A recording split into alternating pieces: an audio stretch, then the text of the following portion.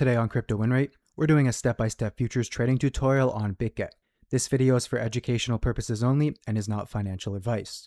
If you want a special sign-up deal, I recommend creating a Bitget account with the link in the description. New users who register with our link will be eligible to receive these welcome deals.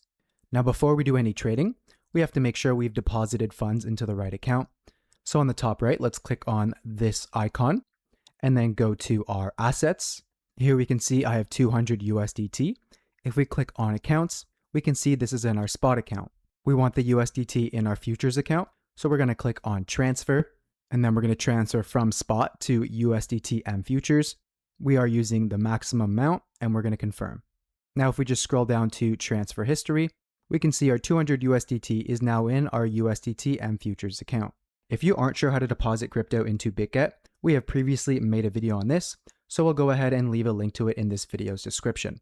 Now, the next thing we want to do is understand the trading fees on Bitget. So we're just going to go back to the home page by clicking on the Bitget icon in the top left.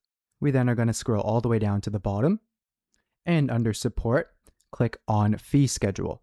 Scrolling down just a tad, we can see the futures fees. Bitget's standard futures fees are currently 0.02% for a maker order and 0.06% for a taker order. Trading fees apply both when opening and closing a position. A maker order adds liquidity to the order book, while a taker order removes liquidity by immediately matching an existing order. Market orders are always taker orders, while limit orders can be either maker or taker orders depending on whether the order fills immediately. If you wanted to learn how to lower your maker and taker fees, you can just click on this right here and it will show you the requirements for lowering your fees. Okay, next we're going to head to the futures dashboard. If we just click on futures, we can see there are three options: USDT M futures, USDC M futures, and Coin M futures. USDT M and USDC M use stablecoins for margin and profit or loss, while Coin M uses crypto such as Bitcoin instead. This can suit traders who want to hold or earn that asset, but it's harder to track because the margin itself changes in value. For beginners, USDT M perpetual futures are normally simplest, so we're going to use that today. So let's just click on this. All right, the first thing we want to do in the dashboard is check out our layout settings. So on the top right, click on this settings icon and then head to layout. We can see there are two options: Pro Right, which is the default for most centralized exchanges, and Pro Left. This just switches the order book and the order panel to the left side. So that's just personal preference. We're going to stick with Pro Right.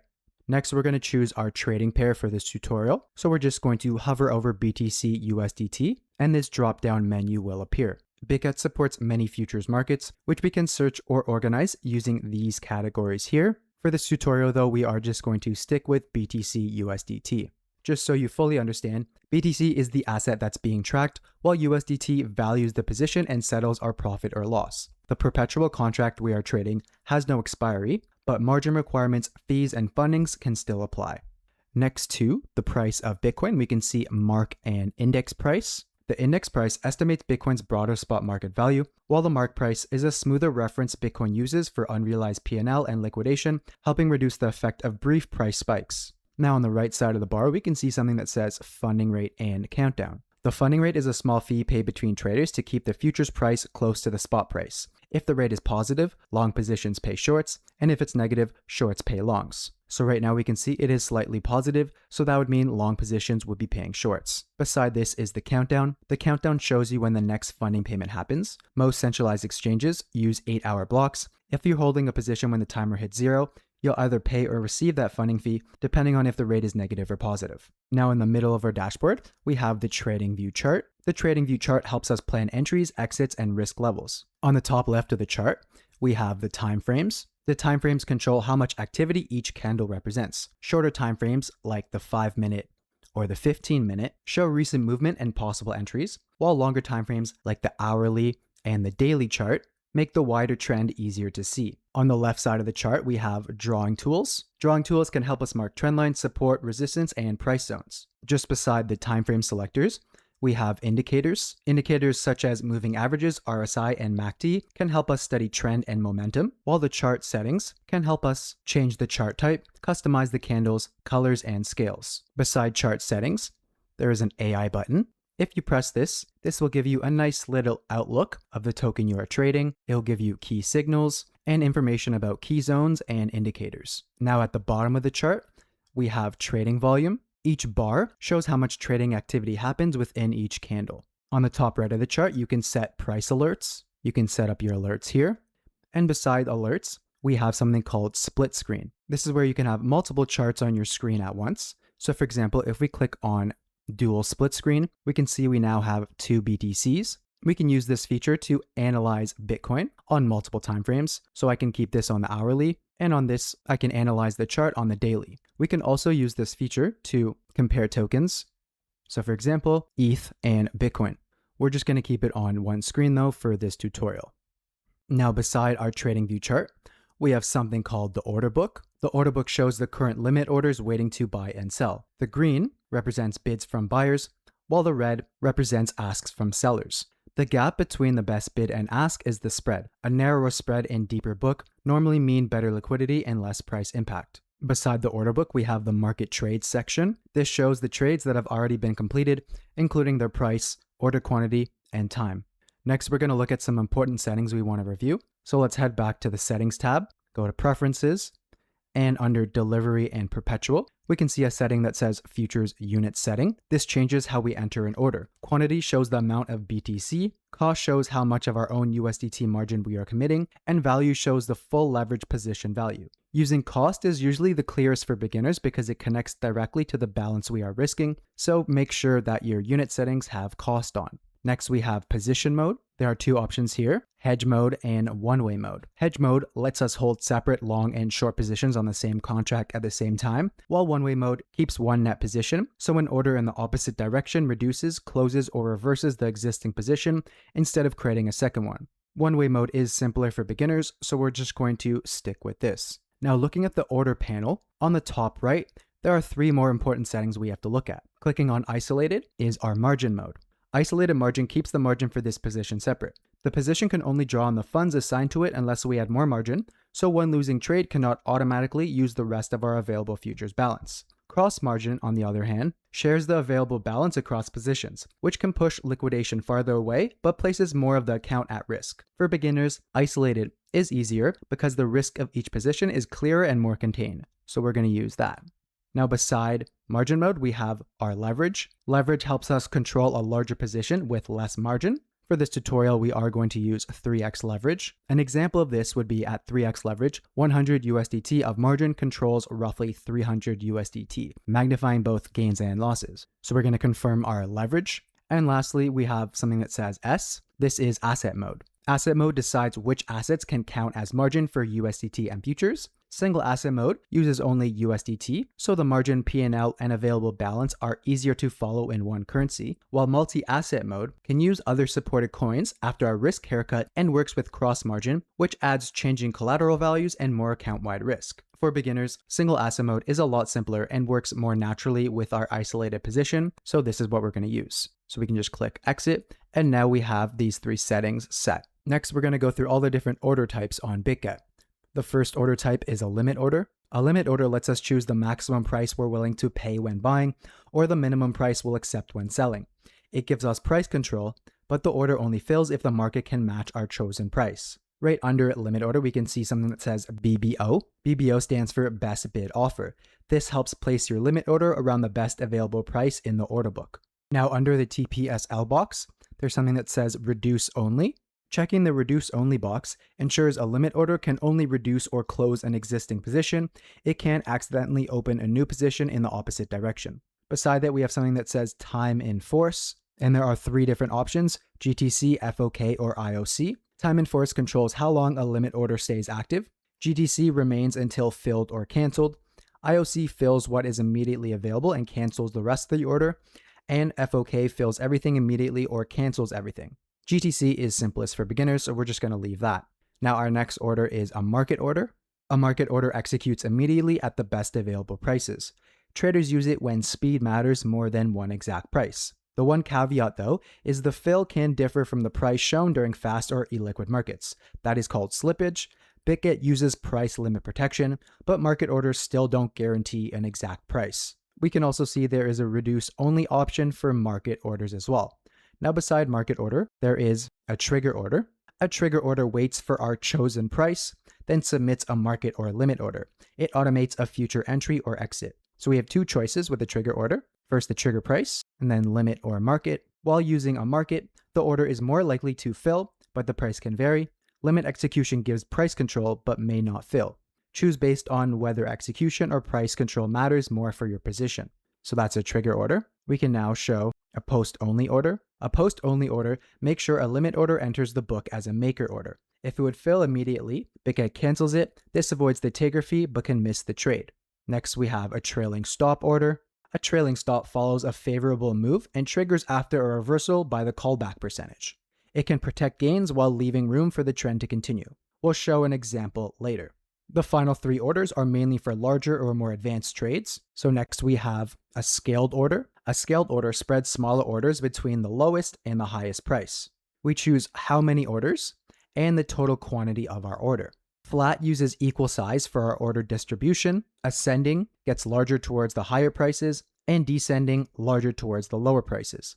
This builds a position gradually. The next order is an iceberg order. An iceberg order hides most of a larger order by releasing smaller pieces. Total quantity is the size of our order. Quantity per order controls each piece of our order, and the execution setting controls the speed of the order. And lastly, price limit prevents fills beyond a chosen price. This reduces market impact and hides the full size of the iceberg order. And the third advanced order is a TWAP order. TWAP, or time weighted average price, sends smaller market orders across a selected running time. Frequency controls how often, and per order shows each estimated size. This spreads a large trade over time. Most beginners only need limit and market orders, with trigger orders added later. The advanced choices aren't necessary for a normal futures trade, but it's still good to understand more complicated orders even as a beginner. Now for our example, we're going to be placing a market long on Bitcoin with 3x leverage and our full position, which is about 200 USDT. We can see our position size in Bitcoin, our margin we are using, and our estimated liquidation price. Under this, we can see a box that says TPSL. This stands for take profit and stop loss.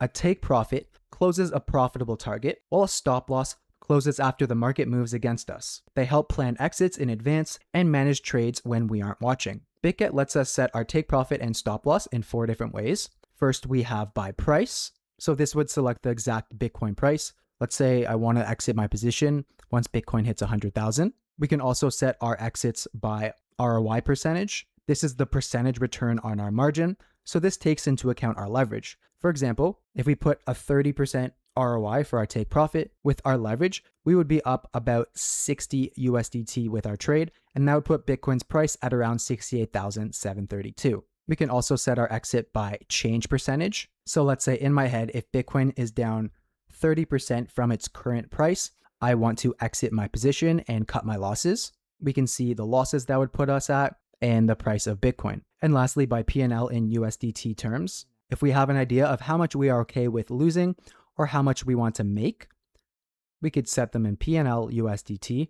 So if I'm happy with $50 in profit, I could set my take profit this way. And on the downside, maybe I don't want to lose more than $30. And again, we can see the stats of our stop loss. We can also set our take profit and stop loss using advanced. Advanced settings give us more control over our TP and SL orders. We can set a trigger price and then choose a market or a limit order for execution. So we can see here, this is the trigger price. And then if we click on this box, we could either set it as a market or a limit order. A market stop prioritizes exiting, although slippage is possible, and a limit stop controls price but may not fill during a fast move. Market is normally safer when exiting matters most, so we're just going to leave it on market.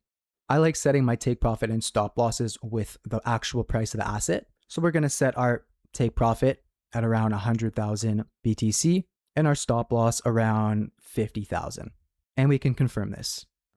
All right, so now we have our market order and we've set our take profit and stop loss. Now we can set our long. So we're just going to click buy/long. Here are the stats for our order. You can review it if you want, and we can confirm it.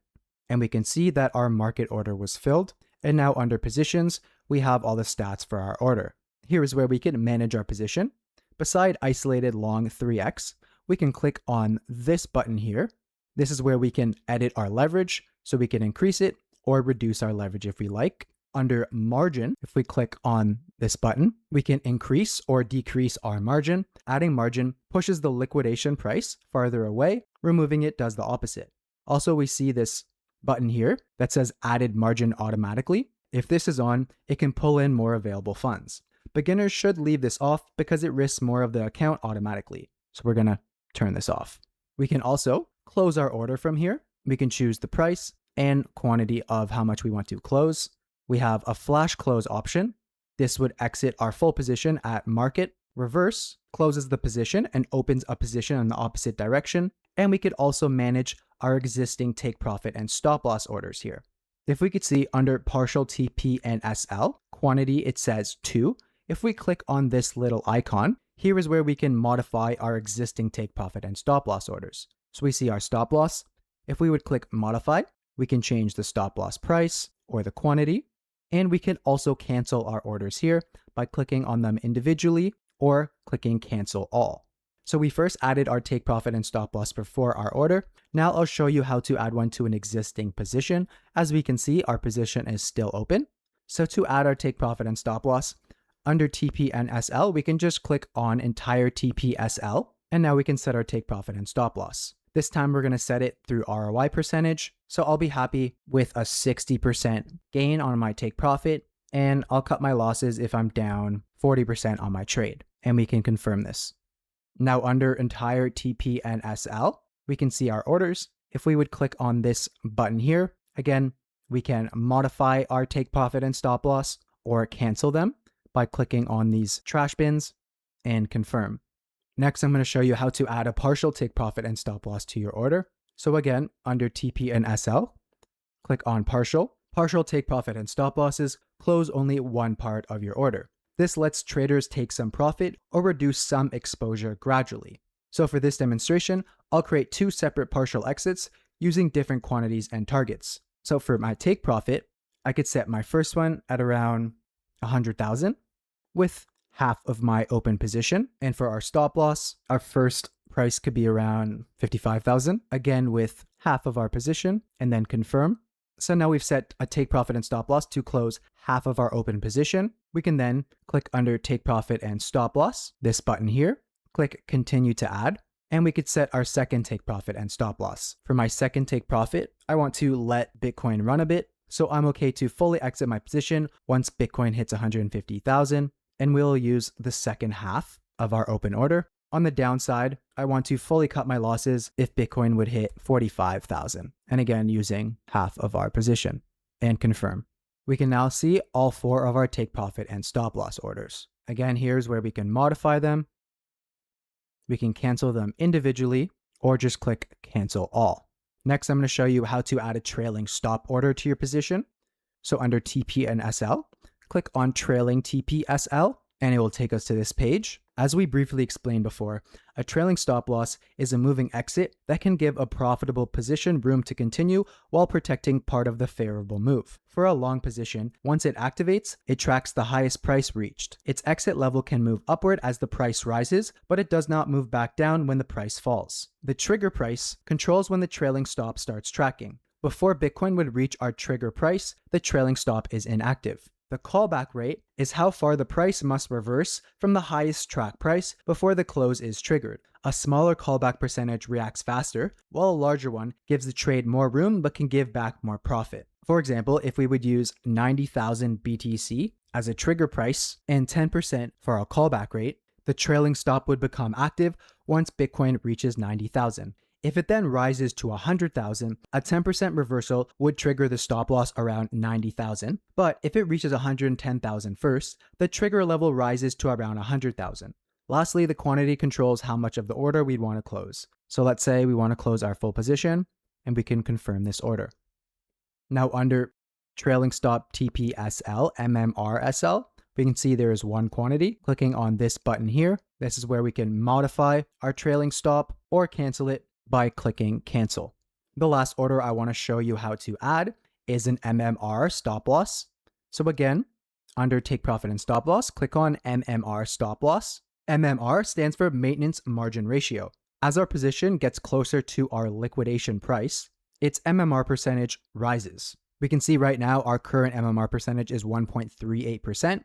We would be liquidated at 100%. Bitget lets us choose an MMR trigger from 70% to 90%. So if we would leave it at 70% MMR, Bitget would attempt to automatically market close our position when our MMR reaches 70% before liquidation. The MMR is an emergency tool, not a replacement for a normal stop, because the loss may already be large, but it's still good to have just for emergencies, and we can click confirm. And again, we can see our MMR order down here. To edit it, just click on this button. To close our entire position / sell it, we can click close and then set a limit order, or using flash close, we can use a market order. We want our order to execute right away, so this is what we're going to do, and we can just confirm it. And we can see that our market order was filled. If we want to see how our trade did, we can just go to position history. If we would hover over position P&L, we can see we made about 1 USDT in profit, but with the opening and closing fee, our total position P&L was about 30 cents, and in ROI terms, 0.15%. And that about wraps up our complete futures trading process on Bitget. Remember to start small, keep your leverage low, and always decide how much you're willing to lose before entering a trade. If you want a welcome deal when signing up to Bitget, you should create an account with the link below this video. The link will take you to this sign up page where you can see what deals you are eligible for. If you like this video, feel free to give it a thumbs up and subscribe to our channel. We also have a website at cryptowinrate.com where we have lots of crypto content and tons of educational guides for you to sift through. Thanks for watching, and we'll see you in the next video.